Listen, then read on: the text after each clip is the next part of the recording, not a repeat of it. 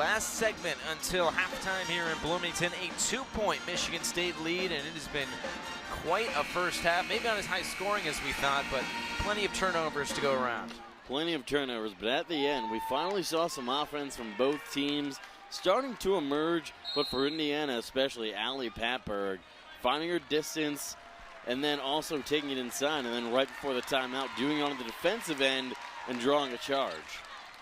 And she does not shy away from the contact. You can tell by the mask on her face as Goulbe gets an easy bucket inside. And that's one of the few times we've seen Indiana be able to score on Michigan State when they've set their offense and gone down low, but Michigan State also didn't double team,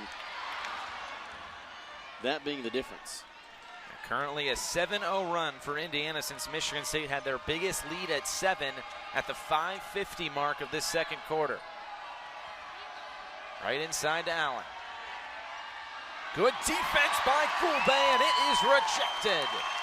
Nice defense. Kept her feet planted. Didn't let Allen get into her too much. Just those long arms at the very end.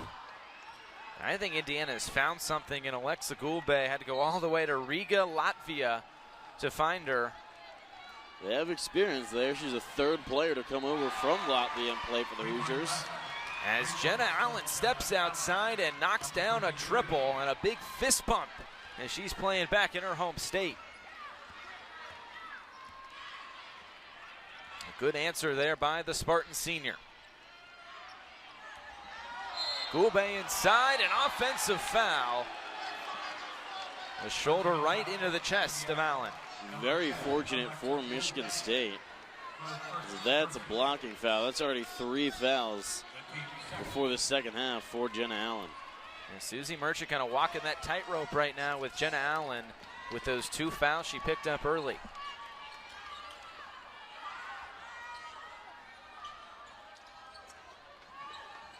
.15 to shoot for the Spartans. And it's stolen away, at least for the moment, and a foul. And it will go back to Indiana. That's Marjorika Cook picking up the foul. Brenna Wise there with the eyes. A little help by Jalen Penn. Tipped the initial pass, and then Brenna Wise saw it, took advantage of it. Cook, her first foul. She leads Michigan State right now in rebounding with 4. Has also contributed 4 points. Grace Berger pulls up from the free throw line, and she buries it. Nice move. Came all the way around the pick. Nice little step back. Got the ball behind her back, and then just a dagger. Here's Allen at the high post now. Trying to get inside is Holly, off glass, no good. Rebound by Wise, a good box out. Patberg pushing the pace, trying to get inside. I think she kind of lost her balance there. She's continuing to look for contact every time because she knows the refs have been calling it a decent amount. McCutcheon, a nice fadeaway jumper. Great turnaround by McCutcheon. Kobe-esque. We've seen a few of those already today. Fadeaway jumpers by this Michigan State team.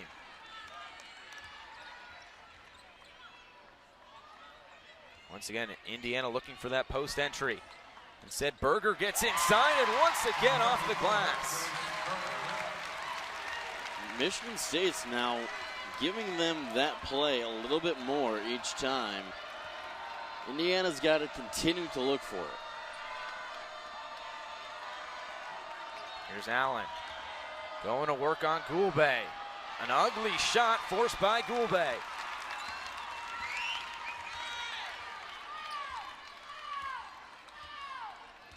Now Indiana can slow it down a little bit.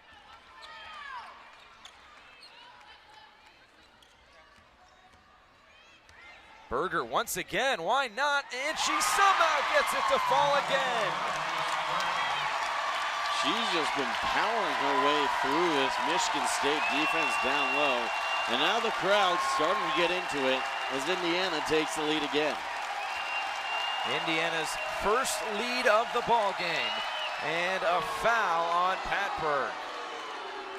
moving her hands around a little bit too much. It's her first foul.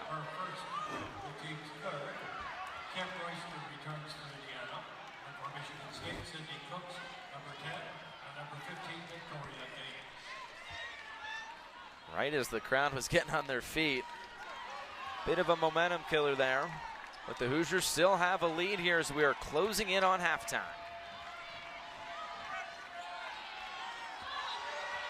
McCutcheon running the point this time for the Spartans. Gaines for McCutcheon. 10 to shoot. Now it's Cook. Once again inside. She moved her feet.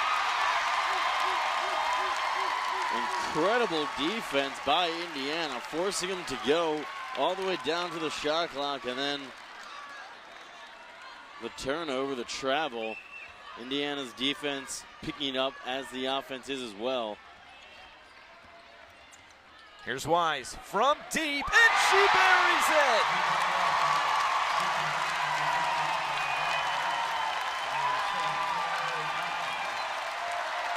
The crowd on their feet here at Assembly Hall. 20 seconds until halftime. Shot clock and game clock just about equal.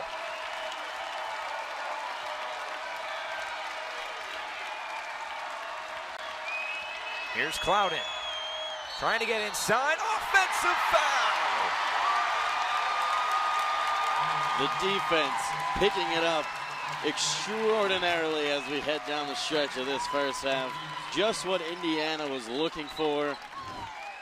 Give themselves one more opportunity offensively. I looked over at Susie Merchant right after that foul, and she kind of motioned that maybe she should kick that to the corner next time. Yeah. But a freshman learning on the fly here in Big Ten play. 6 seconds left. No user to lose it. Timeout from Terry Morin. Jalen Penn with 1 second puts it up and puts it in!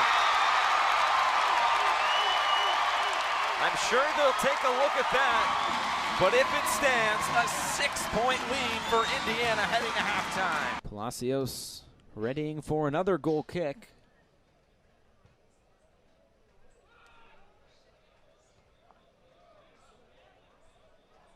Swartz now controls for the Hoosiers.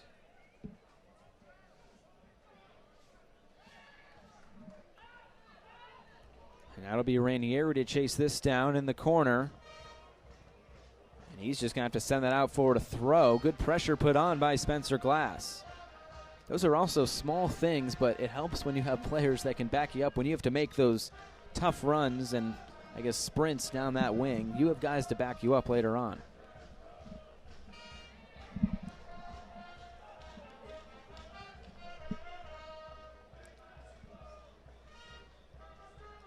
And now that one out for another throw.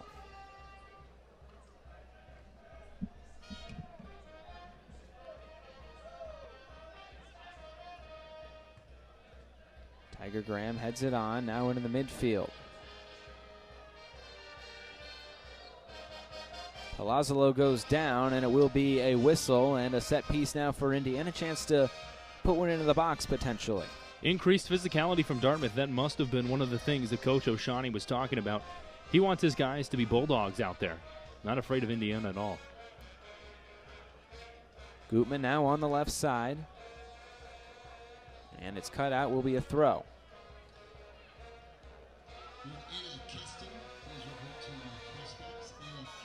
Some physical play there as Swartz goes down, but Moore's able to win it back. Glass now for Indiana. The left foot swung in, headed back. Palazzolo shot it, saved off the line. Now Gutman. Swartz. Curler just over the bar. Good pressure from Indiana and nearly a second goal. That's called being in the right place at the right time. In that particular defensive alignment, it's really that defender's job to make sure he's covering the area the keeper's not in. But a lot of times, that defender won't get there because they see an unmarked man. But that's exactly what you need to do. That's a sign of good coaching. Now it's Johnny Nierenberg coming back on, a starter for this Dartmouth team today. Kota Sakurai will make way. So more subs coming on for Dartmouth. Yet we have not seen two of the better players in not only Hanover, New Hampshire for the Dartmouth Big Green, but in the Ivy League. Iduva Ikoba has not played along with Justin Dunawa. And we speculated on that. Perhaps there's an injury that we aren't privy to or something of the nature, because when you're down a goal and you need one, those are the two guys you might look to first and foremost. Somebody just got ejected, it looks like, off of the Big Green bench. The linesman just pointed, and somebody's walking off the field now for Dartmouth. It doesn't look like it's one of the assistant coaches. Maybe a trainer, something of the sort, but nonetheless, somebody has been thrown out of the bench area, at least for Dartmouth, as play continues. We talked about tensions being high. We know that Dartmouth, in their first game under Coach Oshani, would love to ring in the regime with a win, but they're going to have to come from behind to do that. The tensions kind of started early in this game. Right as this game was about to start, Dartmouth was warming up on the field. They didn't go into the locker room because they don't really have a locker room, I guess, right now, or at least in between games, but they were ready to play right when the clock hit 0. Indiana was nowhere to be seen, and I think that kind of perturbed them a bit. They already came in with a chip on their shoulder, and it's only going to grow with that ejection. Really, what you try to achieve with an ejection is you try to rally your team around that singular moment, and that could be something for Dartmouth they could look at and say, hey, we got fired up and we started to play better after this, or things go south, you might say, hey, we need to make sure we keep our tensions in check going forward. Dawson McCartney making way as Jordan Balin comes on for the Big Green. They're still right in this one. 22 minutes to go midway through this second half, and they only find themselves down 1-0. And Indiana, though, has seen some good moments in the second half, but their one goal, basically just a deflection into the back of the net.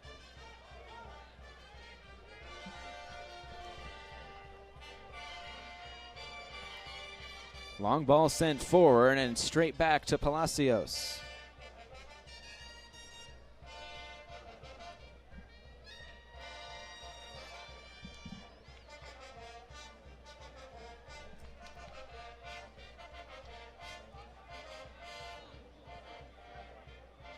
Balin now.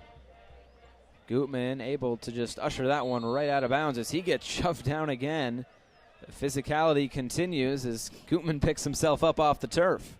A little bit of a late shove at that. It looked like Gutman had good position for that ball. There was really no chance that the defender was going to get there, but they're just trying to get into the skin of Indiana, maybe make the Hoosiers make a bad choice. A few years ago in this classic, Stanford was here and emotions ran high. It was actually Grant Lillard who got a second yellow card in the first half and was sent off. The IU Credit Union Classic can get a bit chippy, as it has in past years. It is here tonight a bit too. As Gutman springs Griffin Dorsey free, he has to put it in the back of the net, and he does. One-on-one with Palacios, and Dorsey does the rest. We talked about getting these prime opportunities and taking advantage. It won't get much easier than that for Griffin Dorsey. Nutmegs the keeper.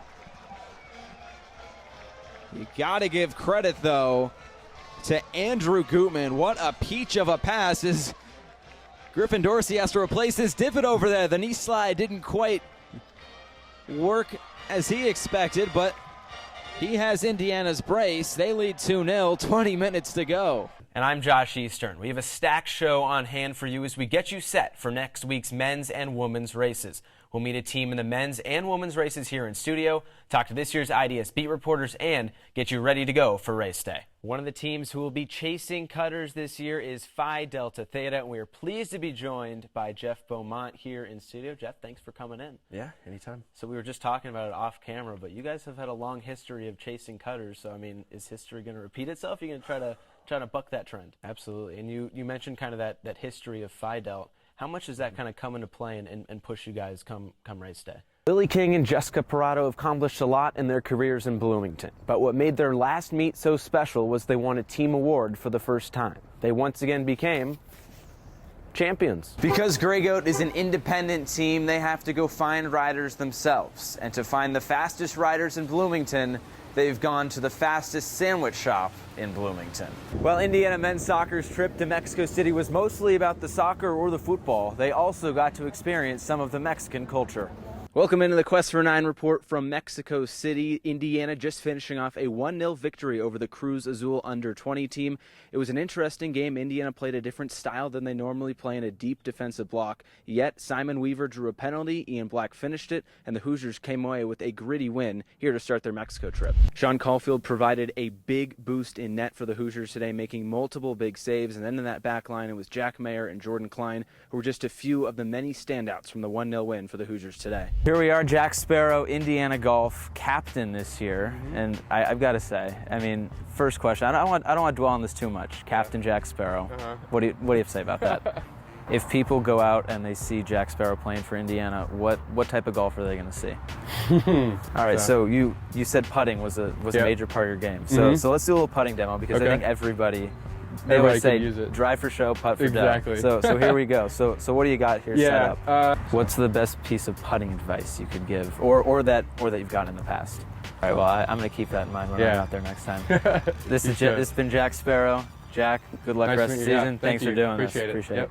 With today's win, Indiana became the first ever team to go 8-0 in the Big Ten. They finished off a perfect regular season in the conference, and that accomplishment is not lost on this team. Welcome into the Quest for 9 report. I'm Josh Eastern. The Hoosiers come away with a 1-0 win over the UConn Huskies tonight, closing out Classic Weekend in Bloomington. Coach Todd Yeagley is very pleased once again with Indiana's performance. A very similar first half as to Friday's match, but this time Indiana only needed one goal to get the win because it was a stout backline performance. Emotions were running high after the match for Indiana. Coach Yeagley got the Gatorade bath. He had a big fist pump to the crowd after the final whistle, and it was just a great night for Indiana. The 8th largest crowd here at Bill Armstrong Stadium saw the Hoosiers advance to their second straight College Cup. Welcome into the Quest for 9 report. I'm Josh Eastern, and unfortunately for Indiana, the Quest for 9 will continue. The Maryland Terrapins take down the Indiana Hoosiers this evening in the national semifinal of the College Cup here in Santa Barbara. It was a tough night for Indiana in the first half. Maryland got their first goal in the 37th minute. Then in the second half, Donovan Pines provided the ultimate blow to Indiana. They had a bunch of chances in that second half, but for Indiana, they just were not finding the back of the net.